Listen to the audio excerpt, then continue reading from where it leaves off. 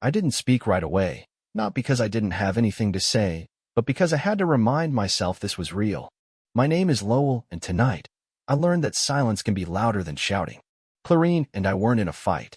We hadn't just had an argument. There wasn't some dramatic build-up or screaming match that led to what she said. No, she came into the room as if everything was perfectly normal. She had that burgundy dress on, the one I hadn't seen in years. Her hair was tied back the way she used to wear it in our early days, when I'd still get nervous just holding her hand. She stood at the edge of the living room, near the mirror she always straightened without realizing, and with one casual glance at me, she tilted her head and said it. "I'm going on a date. Try not to be too jealous." That was it. A single sentence that sliced the air like broken glass. And then came the smirk. That little, lopsided expression you give someone when you already know they won't stop you. The kind of look that's already halfway out the door. She didn't wait for a reaction. She didn't ask how I felt. Just grabbed her clutch and turned toward the hallway like she'd left something in the bedroom. I stood there, still holding the book I was pretending to read. The words on the page blurred. My thoughts didn't. I remember the exact feeling, like the walls had shifted 2 inches to the left and everything inside me was leaning, unsure whether to fall or fight gravity. My heart wasn't broken, it was stunned, like it had been sucker punched. Clarine and I have been married for 9 years. 9 years of winter mornings, budget grocery lists, shared playlists, late-night drives, and quiet apologies. I thought we were okay. Not perfect, sure, who is? But we laughed sometimes. We still talked about dreams, about what retirement might look like, about taking a trip to Oregon to see the coast.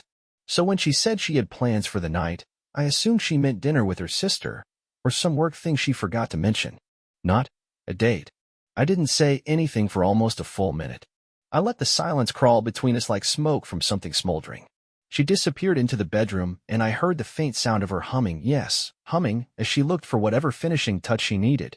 I stood up, walked over to the coffee table, picked up a blank sheet of printer paper, and calmly wrote 3 words.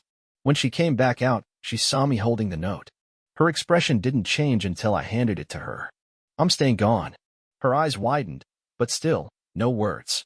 For the first time in what felt like forever, it was her turn to be quiet. "I hope he's worth it," I added, my voice even. Not bitter, not dramatic, just steady. Then I walked out the front door, got into my car, and drove, not away from her, but towards something I hadn't felt in years, my own sense of clarity. That night wasn't the end of our story, but it was the moment it changed completely. It wasn't adrenaline that pushed me to leave. It wasn't anger. It was something quieter, something colder. I didn't pack a bag. I didn't grab my phone charger or even a coat. I just stepped out into the night like it had invited me. The air was cool, sharp enough to keep me awake, but not enough to sting. That felt fitting. Pain without violence. Just enough discomfort to know you're alive. I sat in my car for about 20 minutes. I didn't drive. I didn't turn on music. I stared at the steering wheel, watching the faint flicker of the dashboard lights, wondering if this was the moment I stopped pretending. I had pretended for years. Pretended she was just tired. Pretended she was busy. Pretended the cold shoulder wasn't deliberate, that the late nights were just office deadlines. I even pretended I didn't notice when she started locking her phone, or when she turned it over face down every time she sat near me. But tonight, she took the pretending away. She crushed it with a single smirk. "I'm going on a date. Try not to be too jealous." That line repeated in my mind like a chorus I didn't ask for. I remembered the way she used to laugh when we stayed up late watching dumb movies. I remembered the notes she left in my lunchbox when I worked double shifts. The way she used to reach for my hand in traffic. And then I realized those memories weren't just in the past. They had been buried there by her. Months ago. She had moved on long before that sentence left her lips. Eventually, I started driving. Nowhere in particular. My brother had moved to Vermont last spring, and I didn't have close friends left in town. Clarine and I had isolated ourselves without realizing it. That was her way, tight circles, little privacy bubbles. You couldn't see the cracks in a snow globe if you didn't shake it. I ended up at a 24-hour diner on the edge of town. Same one I used to take her to after movies back when we couldn't afford anything else. It was practically empty. A couple of truckers, a high school couple nursing milkshakes like love depended on it, and a waitress who looked like she'd seen 100 nights just like mine. I took the corner booth. I didn't eat. I just sat there with a coffee I let go cold, and a paper napkin I kept folding and unfolding. And then, for the first time in years, I asked myself a question I had avoided. Who am I without her? It was terrifying, but it was honest.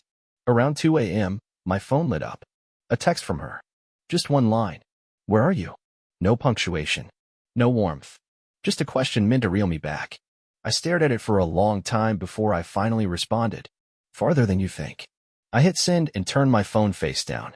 Not because I was hiding something, but because I didn't want to look back. That was the night I began to reclaim the version of me she slowly erased. I didn't sleep that night. I couldn't. Not from rage, not even heartbreak, just a weight I couldn't name pressing down from somewhere behind my ribs. I kept waiting for the wave of emotion to crash, but it never came. Just a strange stillness. Like the tide had pulled all the way out, and I was standing barefoot in the sand, looking out at nothing. When the sun started to rise, I drove aimlessly for hours. Past rusted gas stations, out to a little lake I used to visit with my dad when I was a kid.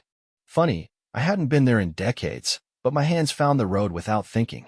Like my body remembered what my heart had forgotten. I parked near the water and stepped out. No noise. Just mist rising off the surface and the occasional flap of a bird's wing somewhere overhead. I sat down at the edge of the dock and let my feet dangle above the lake. Cold wood, damp air, the taste of morning still clinging to everything. For the first time in what felt like years, I breathed. Not shallow. Not through the fog of survival. Just a breath. Full and real. I thought about what she'd said. I'm going on a date. How casual. How cruel. She didn't flinch. She didn't even look me in the eye. That's what haunted me. Not the betrayal, but the ease of it. I realized something then, sitting by that lake. I had been fading in my own marriage. Not suddenly. Not loudly. Just little by little. A joke ignored. A dinner left uneaten. A touch brushed off. You tell yourself it's normal.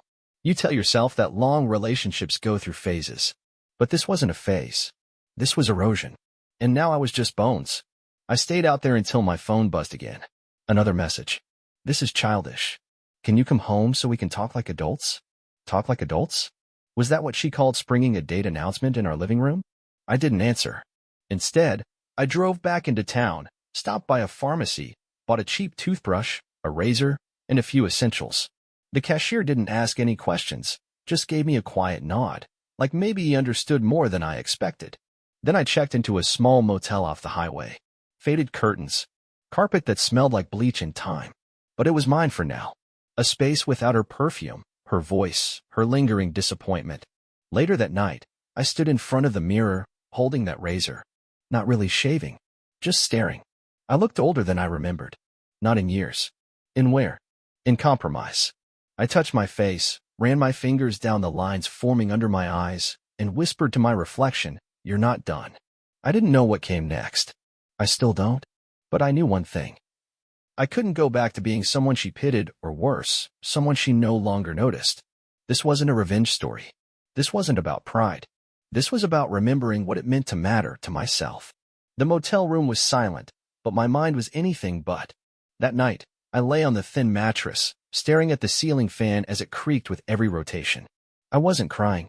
I wasn't trembling. I wasn't doing anything dramatic. I was just thinking deep, focused, unfamiliar thinking. The kind you can only do after someone you trusted flips your life inside out and leaves you standing in the wreckage. It wasn't about her anymore. Not really. It was about how small I had become. I had let it happen, piece by piece. I had absorbed every cold glance, every vague excuse, every night she came home late and laughed a little too hard at texts I never saw. I had made excuses for her, covered for her in conversations with family, smiled through birthdays that felt forced. I thought I was being patient, loving, understanding. But really, I was disappearing. The next morning, I did something I hadn't done in a very long time. I called in sick. Not just to my boss, but to the entire version of my life that had become routine and hollow. I texted my supervisor, let him know I needed a few days, and then turned my phone off completely. Not airplane mode. Off. No contact. No distractions. Just silence. Then I walked. I found a small barbershop a few blocks from the motel. The kind with checkered floors and magazines no one reads. An older man with thick glasses and slow hands asked what I wanted, and for once, I had an answer. Something new, I said. Something that doesn't look tired. He nodded once, didn't push, and went at work. I watched in the mirror as pieces of me, actual pieces, fell away. Hair I'd ignored for years. A beard I let grow out because I didn't see the point anymore. He took it all down to something sharper, cleaner.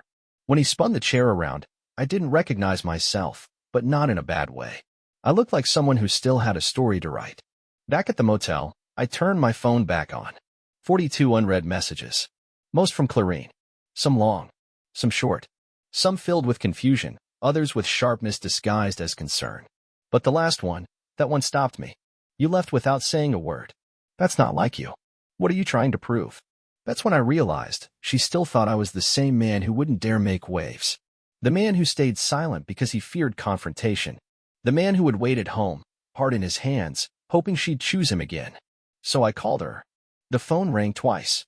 She picked up fast, like she'd been watching the screen for hours. Lowell. Her voice was flat, almost bored. But underneath it, I heard something I hadn't heard in months. Uncertainty. I didn't let her speak again. You don't know me, I said quietly. Silence. I thought you did. But if you could stand in our living room and tell me, smiling, that you were going on a date with someone else, then you never knew me at all. She tried to laugh it off, but it came out forced. Oh, come on. You're making it a big. I'm not angry, I cut in. I'm done. That time, she didn't respond. I ended the call. Didn't yell. Didn't plead. Just let the silence settle. A silence so loud, I hoped it echoed through every room of our home, the home she thought she controlled. That night, I didn't feel victorious. I felt raw. But beneath that rawness, there was space. Space where something better could grow. I didn't expect peace to be so quiet. It was almost unnerving. For the first time in years, no one was talking over me. No one was questioning my tone, asking if I was overthinking again, or walking out of the room mid-sentence. There was no tension curled into the corners of my home. No eggshells underfoot. Just the hum of the motel fridge and the occasional groan of old plumbing. I was alone, but I wasn't lonely. Clarine, on the other hand, was unraveling. The texts had gone from vague to desperate. I saw it shift in real time. She started with annoyance. Then came confusion. Then concern. But now? Now she was throwing out words like, we need closure. This isn't how adults handle things. And the real kicker, you're abandoning your responsibilities. Funny, she hadn't mentioned responsibilities when she was heading out on her date. But here's what really caught me off guard. She didn't know who she was without my silence. That's what I'd been all these years, silent. She mistook my patience for weakness, my steady hand for indifference. But when I took that silence away, she had no map. Just static. No audience. No mirror to admire herself in. 3 days after I left, she showed up at the motel. I don't know how she found me. Probably tracked a credit card charge or guessed based on the location. I was sitting on the small outdoor bench, sipping coffee from a styrofoam cup, when I saw her silver sedan crawl into the lot. She parked crooked. She was out of the car before the engine cut off. She looked disheveled, not in the obvious way. Her hair was done, makeup light, dressed casually like she wanted to appear composed. But her eyes? That's where it showed. They were darting. Fast. Defensive. You really stayed here, she said, not even offering a greeting. I looked at her. Long and hard. You said you were going on a date. So I gave you space. Her jaw tightened. You're being cruel. I let that sit. Cruel. Because I didn't beg her to stay? Because I didn't compete with her lover for attention? I'm not being cruel, I said. I'm finally being present. And this is what being present looks like after years of being dismissed. I didn't cheat on you, Lowell, she said suddenly, arms crossing. It was a joke. You took it too far. That stopped me. A joke? You smirked, Clarine, I said slowly. You said it like you wanted a reaction. And now you have one. She stepped forward. So, what now? You're just going to run away. I stood. Not rushed. Not angry. Just steady. I level. Real. I didn't run. I walked away. You were the one who started walking first. You just didn't expect me to follow in the other direction. Her eyes welled up, and for a split second, I saw something flicker. Fear. Maybe. Not fear of losing me. Fear of losing control. She didn't say another word. Just turned and walked back to her car. I didn't stop her. I didn't call out. And this time, the door that closed wasn't mine. I didn't return to our house with any sense of vengeance. I wasn't there to make a statement. I needed answers, quiet ones. And sometimes, silence tells you more than screaming ever could. It was early morning. Pale light stretched across the street like a sleepy yawn. I parked 2 blocks down, not out of fear, but because I didn't want her to know I was coming. The front door code hadn't changed, of course it hadn't. That house was still filled with traces of a man she thought would never stop orbiting her. Inside, it smelled like lavender and lemon. Artificial freshness. The kind you spray when you're trying to cover something. The throw pillows on the couch were positioned with eerie precision. Too clean. Too staged. That was Clarine Chaos wearing perfume. I didn't call her name. I wasn't here to see her. I walked straight to the place I knew she never thought I'd go, the hallway closet. Top shelf, behind the old Halloween bins. A shoebox. She used to keep old letters in there. I only knew because once, years ago, she made me promise never to open it. She smiled back then, kissed me on the cheek, said it was her little time capsule. I never touched it. Until now. Inside, no letters. Just printed emails. A stack of them, folded neatly but carelessly enough to know they weren't sentimental. My eyes moved fast, scanning for names. And then I saw it, Dominic. There were messages. Not love notes. Logistics. Plans. One caught my breath. He usually leaves around 6:30. I'll call after he's gone. Another one. Don't text me tonight. He's acting distant. Might suspect something. So no, it wasn't a joke. It never was. She hadn't just disrespected me, she had been managing me. Like a schedule. Like I was an obstacle to navigate around. Her entire tone in those messages, cold, efficient, mechanical. It made me sick. I took photos. Not for revenge. Not to use against her. For me. To silence the last part of me still clinging to doubt. I left the box exactly where I found it. Before walking out, I paused in our bedroom doorway. The bed was made. Her side still had the book she always pretended to read. I stood there a moment and said softly, not to her, not to anyone, just to the room itself. I'm not coming back. And I meant it. No confrontation. No demands. No final fights. I walked back out into the soft hum of morning traffic and felt something strange. Lighter. Not happier. Not healed. But clear. She built a world where I wasn't meant to notice the cracks. But I saw them now. All of them. And I wasn't afraid of falling through anymore. It was the middle of the week, and I had no destination.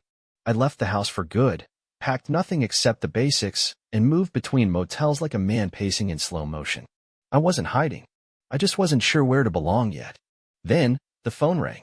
It was a number I didn't recognize, area code 3 states over. I hesitated before answering. It wasn't Clarine. That much I knew. Her voice, her rhythm, I could sense now like a current in the air. But this wasn't her. Is this Lowell? The voice asked. Male. Calm. Clear. I froze. Who's asking? There was a pause. You don't know me. Name's Ellis. I work with Dominic. Or, I used to. That name again. Dominic. The man in those printed emails. The ghost she tried to keep out of reach. I hadn't said it out loud yet, not to her, not to myself. It felt ugly. Contaminated. And now here it was, said plainly by someone I didn't know, reaching across state lines like a ripple in dark water. I got your number through mutual connections, Ellis continued. Don't worry, I'm not here to start anything. But I thought you should know he's not who she thinks he is. I sat on the edge of the motel bed, the phone pressed to my ear. I didn't breathe. Clarine, I finally said. Ellis let out a breath. Yeah, I don't know the full story, but she's not the first married woman he's tangled up with. He's a parasite. Tells women he's separated, broke, vulnerable. Then he milks them.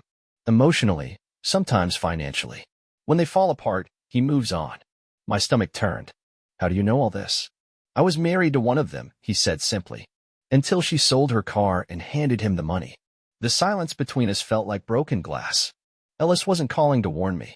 He was calling to warn the version of himself he wished someone had saved. He continued. He's got 3 phones. One for work. One for new women. One for the ones he keeps on a string. And from what I hear, your wife? She's the new favorite. I didn't ask how he knew that. I didn't want the details. All I could do was picture her. Clarine. Sitting somewhere with her practiced smile, thinking she was in control. Thinking Dominic was a secret prize and I was just the discarded placeholder. Ellis's voice softened. I'm not saying this to rub salt in it. But you deserve to know who she's handing herself over to. I thanked him. Quietly. Sincerely. He hung up. And I sat there. Not destroyed. Not even angry.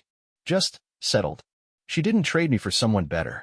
She didn't even trade me for someone real. She traded me for an illusion. And illusions don't last long in the daylight. I didn't go looking for her. After the call with Ellis, I didn't feel like chasing closure or seeking justice. I had lived too long chasing ghosts through rooms filled with denial. This wasn't about her anymore, it was about me, and the man I was finally becoming without her shadow cast over every decision I made. But as fate would have it, Clarine came to me. It was a gray afternoon. The sky looked heavy, like it couldn't decide between rain or retreat. I was back in town, sitting in a small corner cafe I used to visit years ago when I still believed life moved slowly enough to enjoy. I had my journal open, trying to write without a plan, when I heard the bell above the door. I didn't look up right away, but I felt her before I saw her. "Lowell," she said softly. I looked up. She didn't look the same. Her hair was unbrushed, her eyes swollen from crying or not sleeping. She had always carried herself like a painting meant to be seen from a distance. But today, she looked human, tired, real. "May I sit?" she asked. I nodded, not because I needed anything from her, but because I was no longer afraid of her words. She slid into the seat across from me, folding her hands on the table like a nervous student. There was no makeup, no perfume, just Clarine. "I was wrong," she said, without build-up. "About everything." I stayed quiet. "I thought I needed excitement," she continued. "I thought I'd outgrown us. I convinced myself that the attention from someone new meant more than the loyalty of someone constant. But I see now. I mistook chaos for passion. It wasn't dramatic. It wasn't a movie monologue. It was broken truth, unfiltered, shaky, and late. But it was honest. "I don't expect you to forgive me," she added. But I needed to say it out loud. "You didn't deserve the way I treated you. You were always there." And I never stopped to realize what that really meant. I looked at her for a long moment. And then, gently, I smiled. "Clarine, I wish you peace." That's all I said. Not out of spite. Not because I wanted to sound enlightened. But because I meant it. I didn't need revenge. I didn't need an apology carved in gold. I didn't even need the past rewritten. I just needed to know that I hadn't imagined the way I felt, that my instincts were right, and that walking away wasn't weakness. It was strength. We didn't hug. We didn't cry. We didn't make promises. She stood, nodded, and left. And I stayed there, sipping lukewarm coffee, staring out the window, and realizing something I never thought I'd feel again. Relief. In the weeks that followed, I found myself again. I started hiking, took a new job in a different part of the state, changed my number, rented a quiet place with big windows and no memories. I met new people slowly, without pressure. I laughed again, real laughs, the kind that come from somewhere honest. And one afternoon, walking through a bookstore, I bumped into someone. Literally bumped. She dropped her coffee. I apologized like a cartoon character. We both laughed. Her name was Rowan. She wasn't loud or flashy. She asked questions and actually waited for the answers. There was no smirk. Just warmth. Just interest. And something in her eyes made me believe in the quiet again. So no, this isn't a story about revenge. It's a story about clarity. About how sometimes, walking away isn't the end of love, it's the beginning of self-respect. And how the best kind of peace doesn't come from proving someone wrong. It comes from finally, truly being right with yourself.